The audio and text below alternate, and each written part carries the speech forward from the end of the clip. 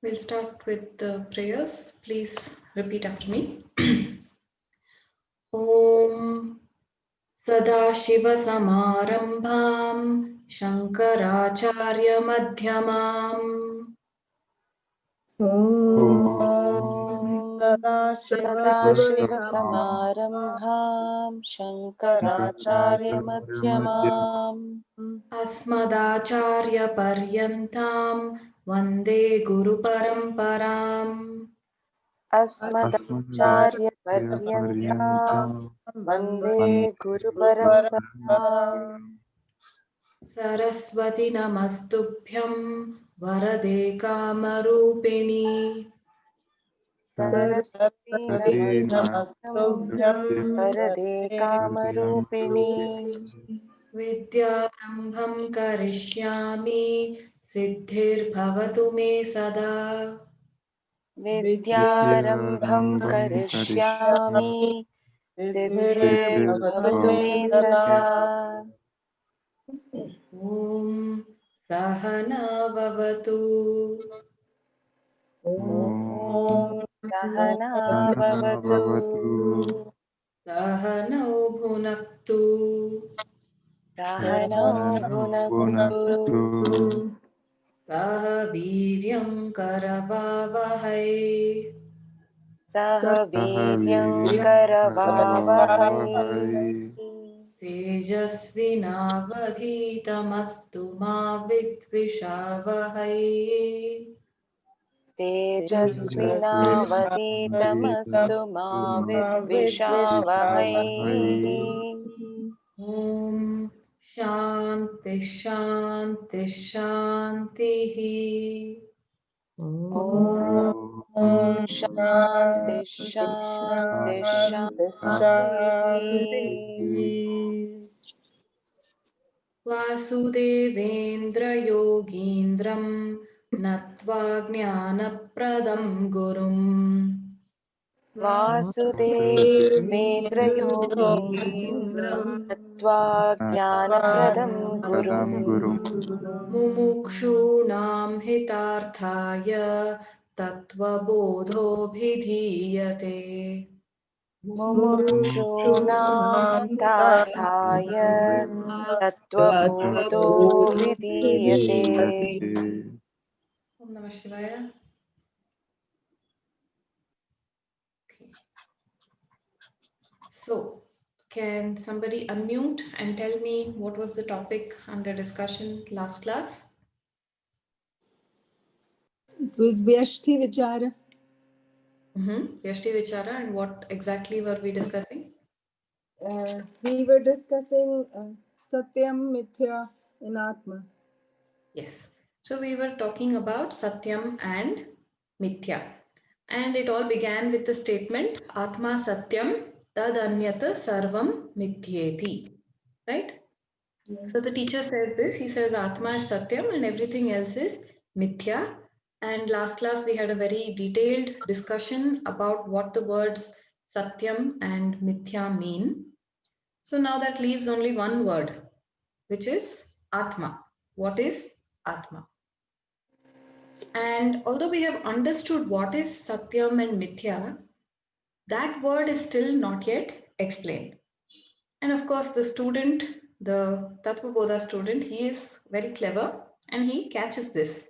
And now he wants to know what exactly is this Atma that we keep talking about. So he asks the question, and now we will read. You can unmute yourself. Atma kaha. आत्माकः स्थूलसूक्ष्मकारणशरीराद् स्थूलसूक्ष्मकारणशरीरात् व्यतिरिक्तः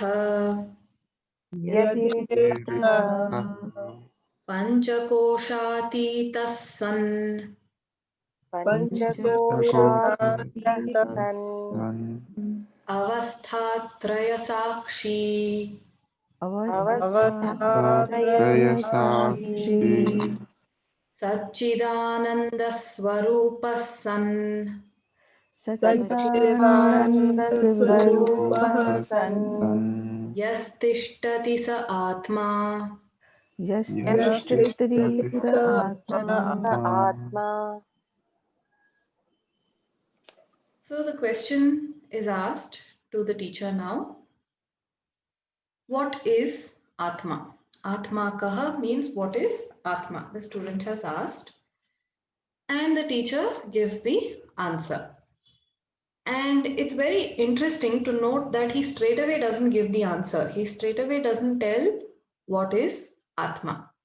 First he says what is not Atma. First he eliminates. Okay, see this, not Atma. And then what remains? That is Atma. So first he says Vyatiriktaha. Vyatiriktaha means different from. Okay, so this Atma is different from. Different from what all? Sthula, Sukshma and Karana Sharira.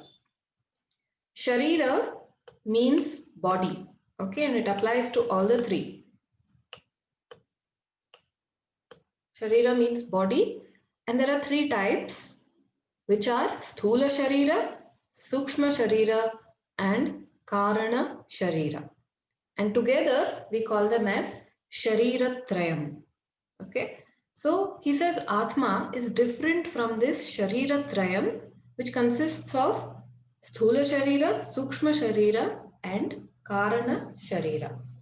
Sthula Sharira means physical body, Sukshma Sharira means subtle body, and Karana Sharira means causal body. Okay, and all of these we will see in detail in a bit, but now it's just the names. Then he says Panchakosha Titaha. This word breaks here, and Atitaha. Atitaha means beyond or transcendental. Okay, transcended. So beyond Panchakosha. Panchakosha refers to the 5 layers of the human personality. Okay, 5 coverings or 5 sheets. Pancha means 5, Kosha means sheath or covering. Okay, so there are 5, and this Atma is beyond those 5. In other words, it is not those 5, it is transcendental to these 5 sheets also. Okay, Pancha, Kosha, Atita, beyond them. And then he says, Avasthatraya Sakshi. Sakshi means a witness or an observer. And this Atma is the observer to Avasthatraya. Avasthatraya is the 3 states of experience, which are the waking state, the dream state, and the deep sleep state. Okay, Jagrat Avastha, Swapna Avastha, and Sushupti Avastha. So this Atma is the witness or the observer to these 3 states also. And now, having eliminated all this, he says you are not this Shariratrayam, you are not Panchakosha, and you are not Avasthatrayam. This Atma, finally what is it? What does he say? Satchidananda Swarupaha. Swarupaha means of the nature of. So this Atma is of the nature of Satchidananda. Now Satchidananda is not one word, it is a compound word consisting of 3 smaller words, Sat, Chit and Ananda. So this Atma is of the nature of Sat, Chit and Ananda.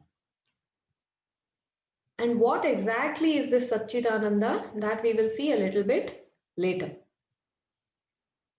And then he says, Yas tishtati sa Atma. The one who exists in this way, the one who is of the nature of Satchidananda, the one who is different from Sthula Sukshma Karana Sharira, the one who is beyond Panchakosha, and the one who is the witness of the 3 states of experience, that is called as Atma.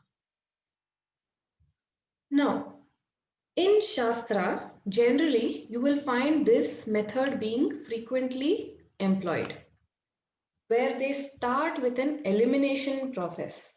Neti neti. First, not this, not that. So whenever the question comes, what is Atma? They directly don't answer. First, they will tell you what it is not. And finally, after you have eliminated everything, whatever remains, that must be Atma, right? Now, why do they do this?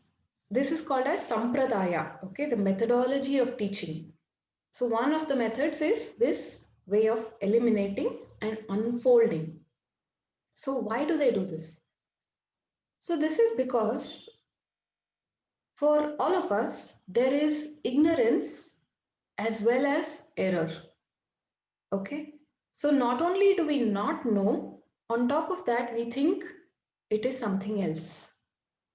Okay. So the classic and very famous example for this is the Rajju Sarpa example, frequently used by Adi Shankaracharya. So the snake and the rope. Okay. So imagine you are walking on a road in the evening. It's little dark, and suddenly you see something on the road and it looks like a snake, and you think it is a snake, and so of course you panic, there is fear, all these things. And then when you take a closer look, you realize, okay, this was not a snake, this is a rope. So there was actually no need to panic, it's just a rope, but you thought it was a snake. Now, the interesting thing about this is that if you had not seen anything at all, if there was total ignorance, there would have been no problem. If, on the other hand, there had been, clear light and you had seen the rope very clearly at the first time, again, no problem. So, total ignorance and total knowledge, there is no problem. But what happened? There was partial knowledge. You thought you saw something, and on that something, on that, something is there, and so you concluded there was a snake. So on top of partial knowledge, there was a superimposition. You placed another identity on top of partial knowledge, and then all the problems began. So when it comes to us as humans, this is what we do. So I know I exist, I know I'm there, but I don't know what I am. So not only do I not know, on top of that, I have come to an erroneous conclusion about what I am. So I don't know, but I think I am this. I think I am the body. I think I'm a girl. I think I'm short. I think I'm tall. All these things. So partial knowledge. Something is there, but I don't know what. And on top of that, I have superimposed something else. So basically there is error, and on top of that there is there is ignorance, and on top of that there is misconception or error. So in Shastra, the first thing is to remove the error, eliminate. You are not this. Then the ignorance can be dealt with. Okay, so I don't know who I am, but I think I'm something else. So first the something else is negated, then we can deal with the I don't know part. Okay, so this is the method of unfolding in the scriptures. And this is what we will be following now. And we are going to first look in some detail at all the Anatma portion, the Shariratraya, the Panchakosha, and the Avasthatraya. Then we will come to Atma and see what actually it is. Any questions?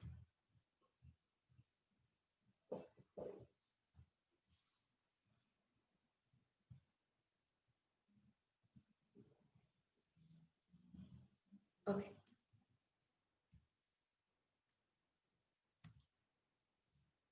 So from the previous line, we have Shariratrayam, we have 3. Panchakosha, we have 5. As the name says, there's Pancha, there's Trayam. Pancha is 5, Trayam is 3. Then there is Avasthatrayam. And if you add 5 plus 3 plus 3, you get 11. And so the author is trying to say that Atma is different from these 11 things. And what exactly are these 11 things? That we are going to see in detail now.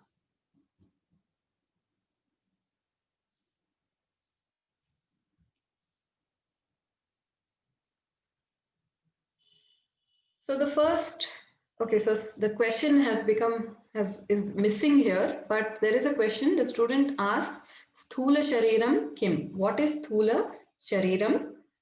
And this is the answer, and we will read this. Panchikrita Panchīkrita Panchamahabhutaikritam Panchamabhutaikritam Tatkarmajanyam तत्कर्मजन्यं Sukhadukkhadibhogayatanam सुखदुःखादिभोगायतनं Shariram शरीरम् Asti Jayate Vardhate अस्ति जायते जायते वर्धते वर्धते Viparinamate विपरिणमते Apakshiyate अपक्षीयते Vinashyatiti विनश्यति Shadvikaravadetad षड्विकारवदेतत् Sthula Shariram. स्थूलशरीरम्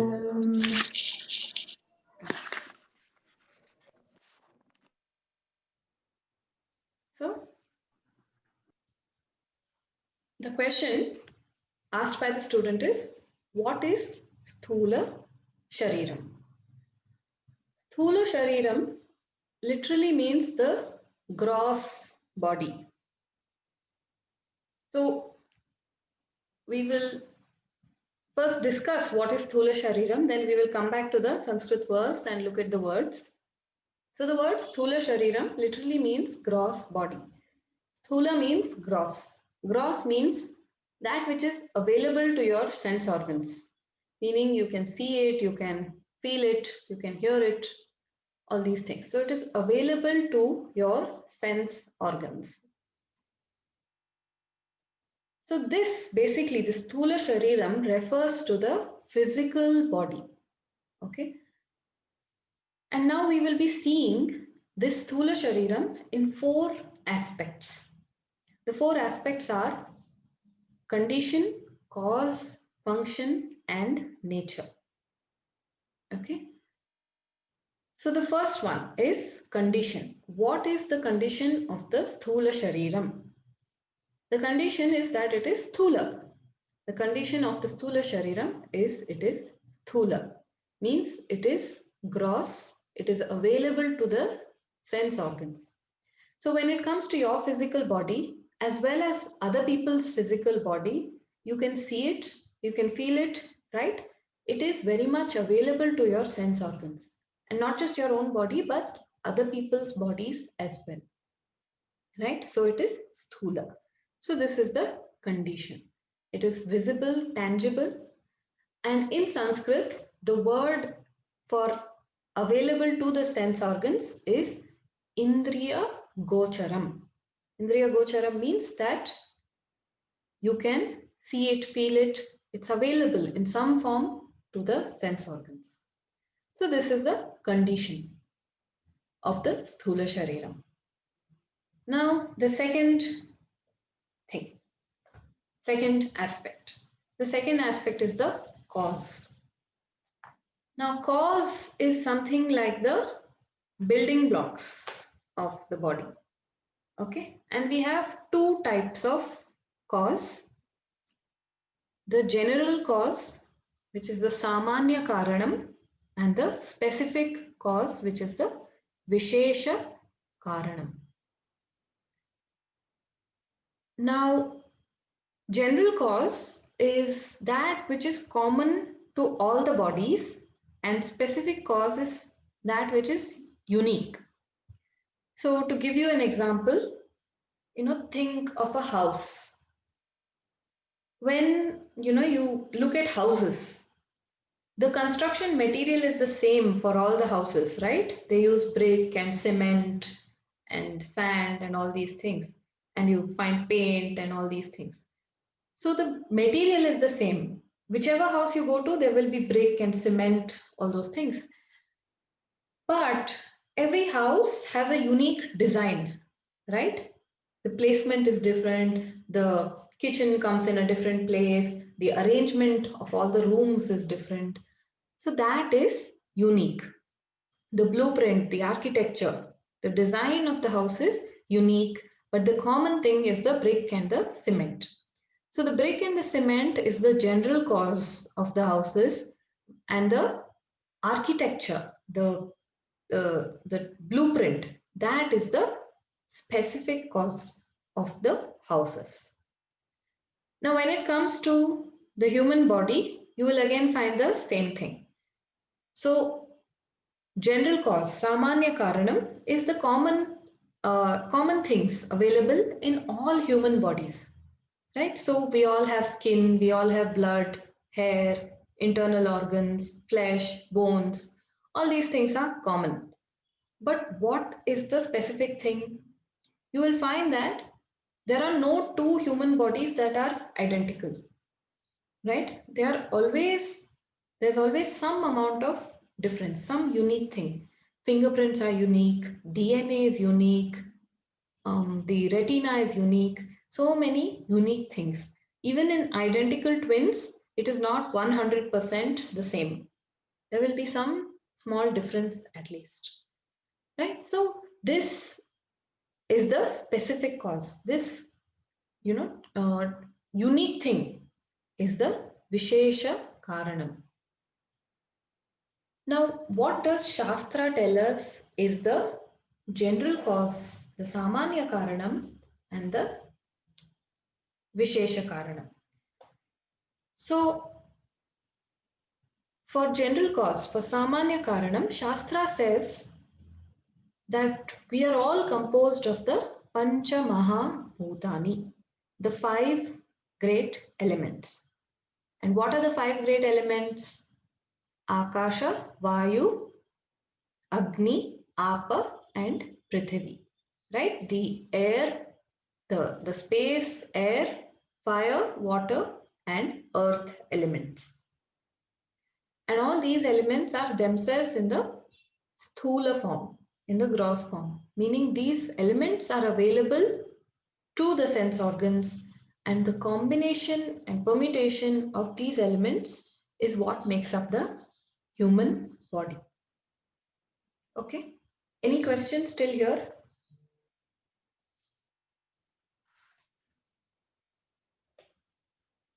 No questions, all clear? So the general cause, Nedaji, is just the Panchabhutas. Yes, the Panchabhuta is the general cause because it is common in everybody, right? Okay. And in modern science, we call them differently. We have the periodic table and we say hydrogen and carbon and all these things, right? That's just a different way of looking at it. But this is another way of looking at it.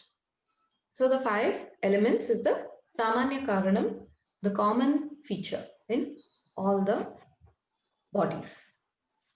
Now we come to the specific cause, the Vishesha Karanam. So everybody is unique, right? We just discussed that everybody has some unique part in the body. But what is that thing that decides the design of your life? Right? What decides the blueprint that your life will be like this? That you will be born as a male or a female, or born in this particular country, born with a healthy body or a not so healthy body. So many different factors are there. So what decides that? And so Shastra says that the Vishesha Karanam is the karma. Okay. And karma, we will see in great detail in another topic in Tattva Bodha. But briefly, we can understand here that karma is composed of punyam and papam. So now this punyam and papam are two very misunderstood words. So I recommend you not to think of punyam and papam as sin and good deeds. They are not good deeds and sin. The definition of punyam is that which has the potential to cause you favorable or enjoyable situations, and papam is that which has the potential to cause you unfavorable or unpleasant situations. Okay, so every action has a consequence, its own natural consequence, which results in pain or pleasure as an experience, right? So if you do something now, it is going to give you future pain or future pleasure. So punyam is that which has the potential to give you future pleasure, and papam is that which has the potential to give you future suffering. So they are not actually commandments, and they are definitely not good deeds and bad deeds. It is just as a result of its own natural consequence, whether it gives you pain or pleasure. So for example, if you eat a lot of junk food, then there's going to be health problems in the long run, right? Whereas if you work very hard in your job, then you're going to get a promotion. So this is the understanding. Its own natural consequence results in something else. And that has to be understood as punyam and papam, and they are not exactly good deeds and bad deeds. So this mixture of punyam and papam is what we call here as karma, and this is the cause for the quality and the type of the body that you receive in this life. Okay, so it together they are also called as prarabdha karma. Prarabdha is that karma which is allocated to you for this life. Okay, prarabdha is what all you didn't ask for in this life. There are many things we didn't ask for, right? We didn't ask for which country we were born, whose family we were born, who are our parents. All these things we didn't ask. We didn't ask whether we get a male body or a female body. Many things came without asking. And all of those things are as a result of prarabdha karma. And so this karma, this mixture of papam and punyam, is the cause of this particular type of body, of the quality of body you receive. Okay, and it is the Vishesha Karanam. And an interesting thing to note here is that according to Shastra, this human birth is considered to be very rare and very, very sacred, because only in the human birth is moksha possible. In no other birth, in no other body, it is possible. It is definitely not possible in any of the lower lokas and the lower bodies, right? Not in animals and plants, right? And they say even in the higher lokas, even in the celestial beings, moksha is not possible. Only for the human being, moksha is possible. And so it takes quite a bit of punyam to be born as a human being. But once you're born as a human being, this human life is fraught with pain and suffering, right? And that is papam. So it is a mixture of this papam and punyam, okay, which is the Vishesha Karanam of the Sthula Shariram. Any questions? Priyam, Yes. you said that good and bad deeds are different, but good deeds leads to good fruits, correct? Good and bad are subjective words. They're relative. Correct. What is good for one may not be good for another. So that is why we say papam and punyam, which lead to pleasurable and painful circumstances later. But whatever good action I am going to perform now, okay, it will generate good fruits in the future, no? What do you mean by good? good which is universally good. I am helping, say, a blind person crossing the road. What is good? Define good. The problem is that good and bad don't have objective definitions, whereas pleasure and pain to some extent do. And so that is why we use the words pleasure and pain. What is good for one person may not be good in somebody else's eyes, right? But pleasure and pain is a better way of understanding. And that is why we said papam and punyam is not good deeds and bad deeds. They are not commandments, and there is nobody sitting anywhere to punish you. It is just that the action has its own natural consequence. If you eat junk food, nobody from heaven is going to come and punish you, right? But the body itself cannot tolerate a large amount of junk food in the long run, right? It will have health consequences in the future. So will you say that eating junk food is bad in that sense? It is just, you have to understand that it has the potential to cause you future pain. And that is why. Okay, follow. And Medaji, one question here. How does Satkarma, how do we define or how do we place Satkarma in this topic of discussion? Yeah, we will come to that later. So Satkarma basically refers to the punyam aspect. It requires some amount of punyam to be born as a human being. So that is why Sat. Sat generally refers to, the good or the positive. So that is generally refers to punyam. So when we say Satkarma, it is punyam. So as a result of punyam, the human birth happens, but that doesn't mean that papam is not there. We all are aware that the human birth is filled with suffering. There's a lot of pain in this birth, right? So it is not only punyam, there is also papam. Okay. Any other questions?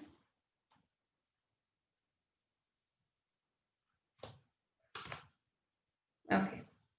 So the Samanya Karanam is the Pancha Mahabhutani and the Vishesha Karanam is the Karma. And this is the cause of the body. Next, we go to function. What is the function of this physical body? So it is the abode of experiences. It is the temporary residence for the jiva. So as an example, whenever you go to a new place, whenever you go on a trip somewhere, what is one of the first things you do? You arrange for accommodation in that place, right? So as soon as you go to the accommodation, and that is your base camp, and you operate from there, from the place where you are staying. So wherever we go, the first thing we do, we make sure we arrange for accommodation. So this body is like the accommodation or the temporary residence for the jiva. Okay? And it is using this body, through this body, that the jiva is able to go through the experiences of life. It is able to interact with the external world. And so that is the function of the body. It serves as a base camp or a abode, a residence for the jiva to stay. Is this clear?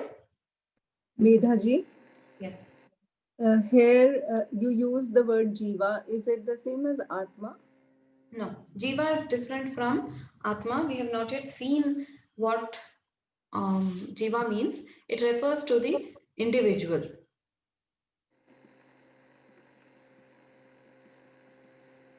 We will see. You will understand in some time.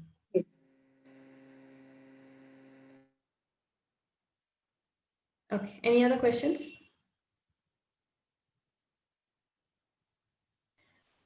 It may be a slightly different question. My daughter asks me, what is the purpose of life? The purpose of the human life is moksha. Okay. There are 4 purusharthas. The artha, kama, dharma, moksha. And moksha is the final and the ultimate, the highest goal. Thank you.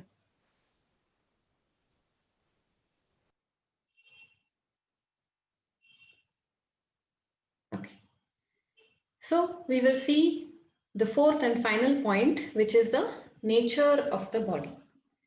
Now, this human body is of a changing nature, right? We all know that the human body keeps on going through changes. It is not constant, and it is not, it appears stable, but it is not a constant thing, right?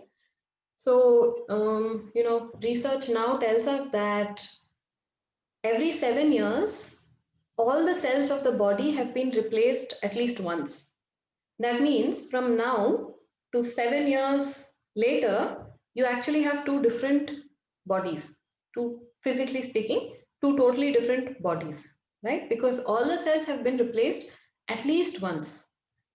And so this body is of a changing nature.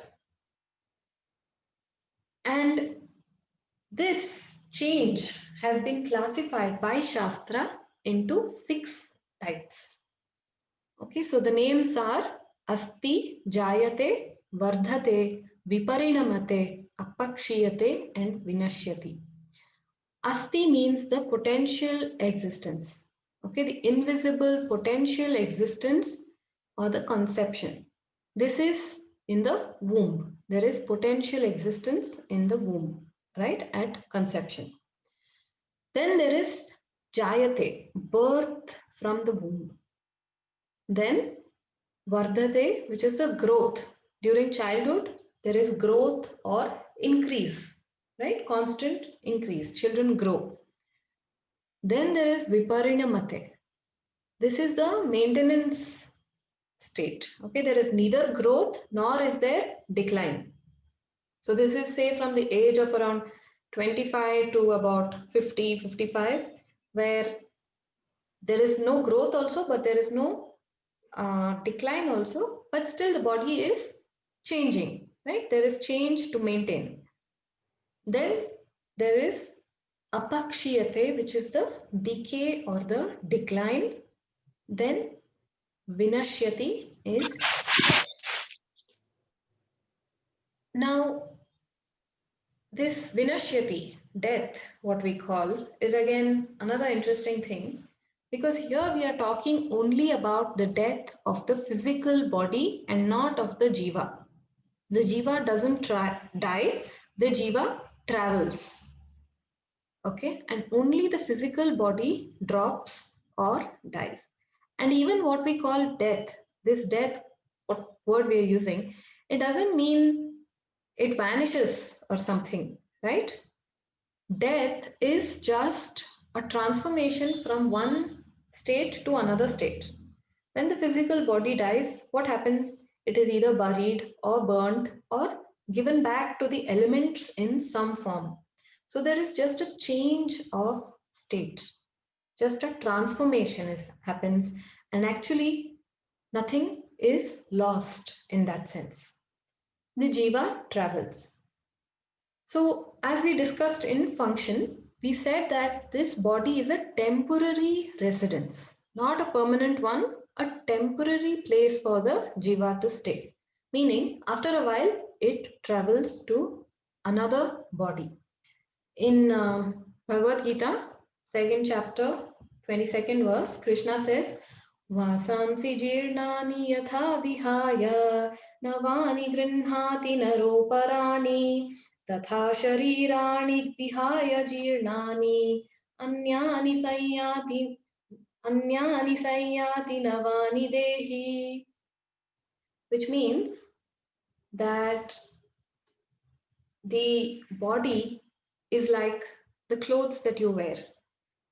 What do you do with clothes once they become old or once they become, dirty, torn, damaged?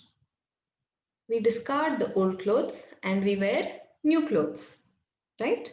So with all the old clothes, we get rid of them and get new clothes. So the jiva does the same with the body.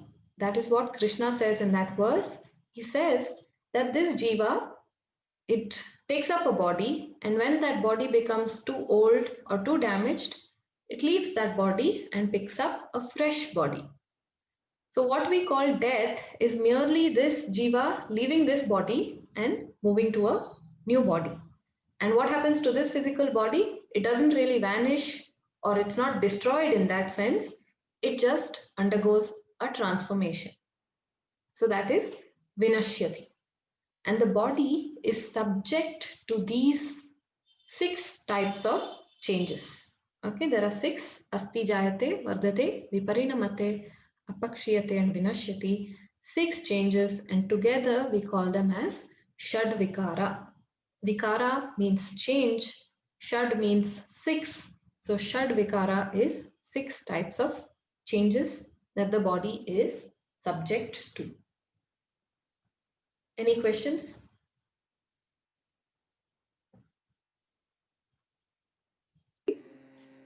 Medhaji, Yes. you said that the jiva moves on when the body is worn out, old, or and but many a times it is not the body which has become old. Even after birth or just at the time of birth, the newborn dies. So then, what is that? That is a result of prarabdha karma. When the prarabdha karma is over, it is time for the jiva to move on. Okay. So we will see that under the topic of karma much later in Tattvabodha. So the allotted karma for this life gets over, and then that is what we call as death. Okay. When prarabdha is over, the body drops. I have a question. Yes. Can the jiva move to other forms of life, like a tree, like a bird, other? Yes. And Yes, it what can. decides what decides whether you will get a human life or the bird life next time? Prarabdha karma. Okay. And where it starts, the prarabdha karma at the very beginning stage of our life or our atma. There is no beginning for this cycle. It is like a circle. It goes on eternally. A circle has no beginning and no end. So this goes on eternally. Thank you. Hariom, Yes. in the theory of Punarjanma, we have heard 2 things, that when Jiva leaves this particular body and enters into another, so one theory says that it resides in other loka for some time also, and later it enters into another body. Whereas the other theory says that as soon as it leaves here, it according to its vasana and all, immediately chooses the body and enters there. So which is the correct one? So it depends on the prarabdha. Whenever the conditions are ripe for the prarabdha to fructify, then the jiva can take birth. If the prarabdha is not yet ripe, then it will have to wait. Okay.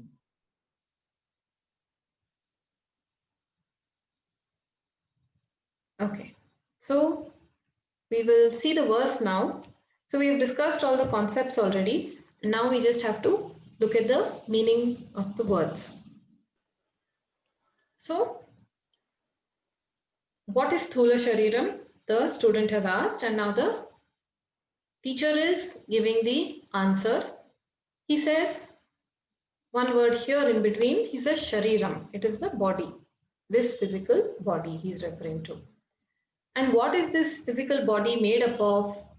He says Pancha Maha Bhutai Kritam. Kritam means made out of or composed of.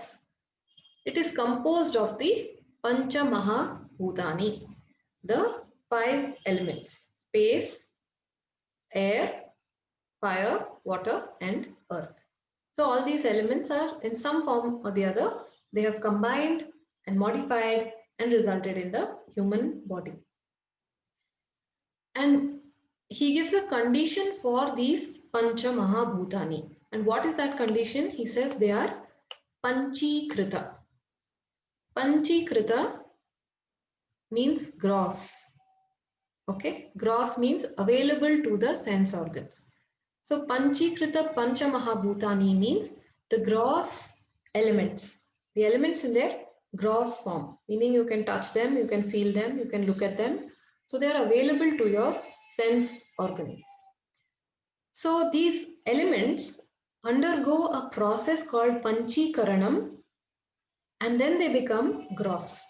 Then they are called as the grossified elements. And so that is what the author means when he says Panchikrita. These, in the gross form, they are available to your sense organs, the 5 elements. Okay. And then he says Sat Karma Janyam. Sat Karma refers to this mixture of papam and punyam. So you require a good amount of punyam to be born as a human being, but it is also mixed with papam. Janyam means born out of. So it is born out of this mixture of papam and punyam, born out of this sat karma. Okay, born out of the karma combination. So this physical body, that is another cause. So we have discussed this. We called this Pancha Mahabhutani as the Samanya Karanam, or the general cause, and we called the Sat Karma as the Vishesha Karanam. We called this karma as the specific cause. And then what does this body do? What is its function? He says here, Sukha Dukkhadi Bhoga Ayatanam. Ayatanam means an abode or a place to stay. And what is it, a place to stay? Like, what is the purpose of this place? So the body acts as a temporary residence for the jiva in order to interact with the world. And what happens when you interact with the world? There is the experience of pain and pleasure and other things, but largely classified as pain and pleasure, right? So we have sukha, pleasure, dukha, pain, adi, etc., bhoga, experience. So the place for the jiva to reside and experience pain, pleasure, etc. This is the function of the body. And shariram, we already said, it is the sthula shariram. And what is the nature of the body? This also we have seen. We said that the body is of a changing nature and it has 6 types of changes which are called as Shadvikara. And what are those Shadvikara? Asti, Jayate, Vardhate, Viparinamate, Apakshiyate, and Vinashyate. And these are the Shadvikara. This body is subject to these 6 changes. And the word breaks here. Etat, sthula shariram. Etat means this, what is described in this above manner. This is called as sthula shariram. Okay. So with this, we have covered all the points. We have seen the condition, cause, function, and nature of the sthula shariram. Any questions? Medhaji, mind is nowhere in the sharir. This is only the physical body. Mind comes under Sukshma Shariram, the next topic, which we will see in the next class. Okay, thank you. So we have to learn to separate the different ingredients of what we are. So now we have begun with the question, who am I, right? And in order to get to that, we have to do an inquiry and we have to take each piece out one by one and separate them. And then we say, I am not all these pieces. And then whatever remains, that I am. And that is Atma. So that will come slowly, slowly. But for now, it is important to separate the idea of the mind from the physical body. Okay, so physical body is just what you see, the gross thing available, that much alone is physical body. Any other questions?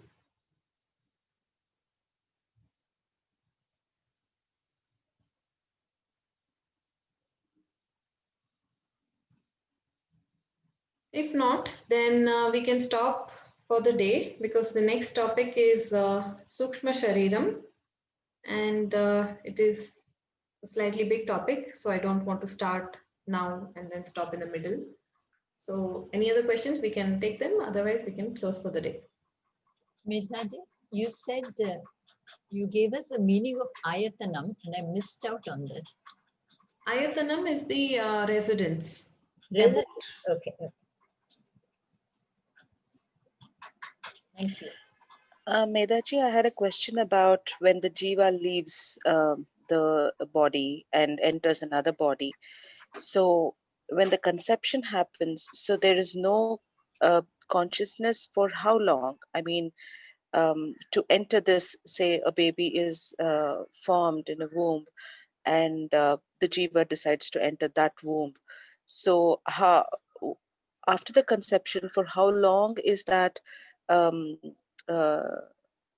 mass or whatever that is, without the consciousness or without the jiva?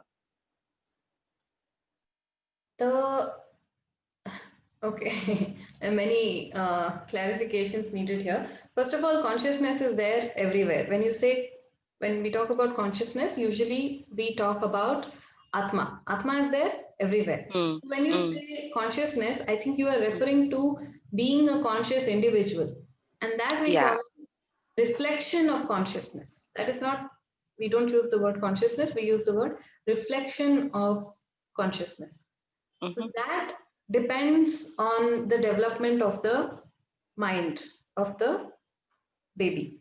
So it is not that they're totally unaware. So babies do feel and do have a little bit of that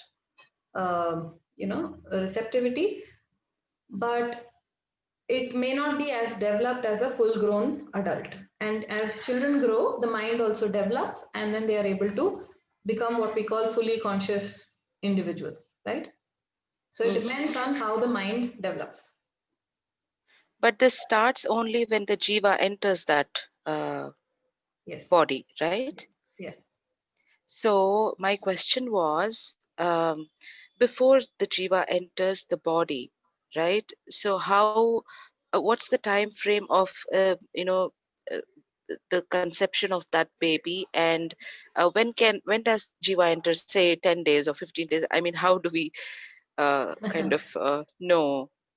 Vedanta doesn't really talk about this, but I heard somewhere once it is at the 3rd or 4th month or something, but I have to check. I'm not sure about Okay. this. Okay. Or Thank it you. could be right in the beginning itself. We really don't know.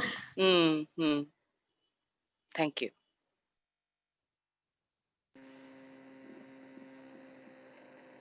Any other questions?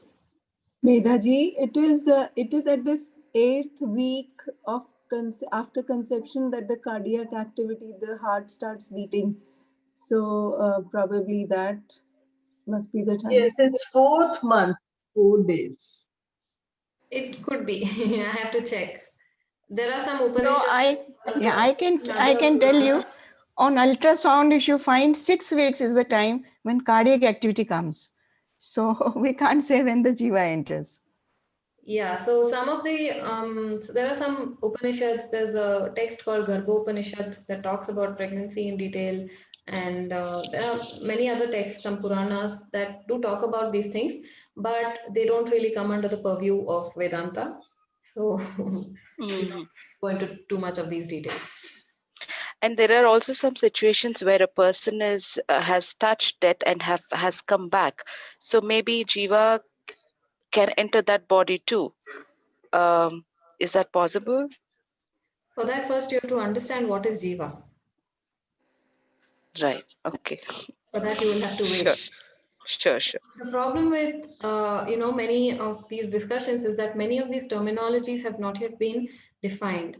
And so first we must define and have clear-cut understanding of each word that we use. Otherwise, there's a lot of scope for communication gap, right? So one of the famous examples for this is asking the question, do you believe in God? Now, both the parties have different definitions of God. Now, how can this conversation go on in any constructive way? First, you have to define what is God, right? Then you can say, do I believe? Does it exist? All these further analysis you can do only after defining the thing. So all of these questions, many of words are being used, which have to be first very, very clearly defined. Words like Atma, words like Karma, words like Jiva, right? So in the first class, we already defined one of these words, moksha, and going on, we will define more and more words.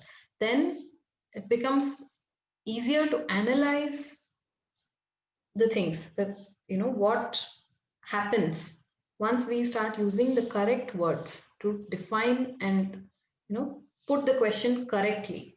Then the answer will also be received in the correct way. Okay.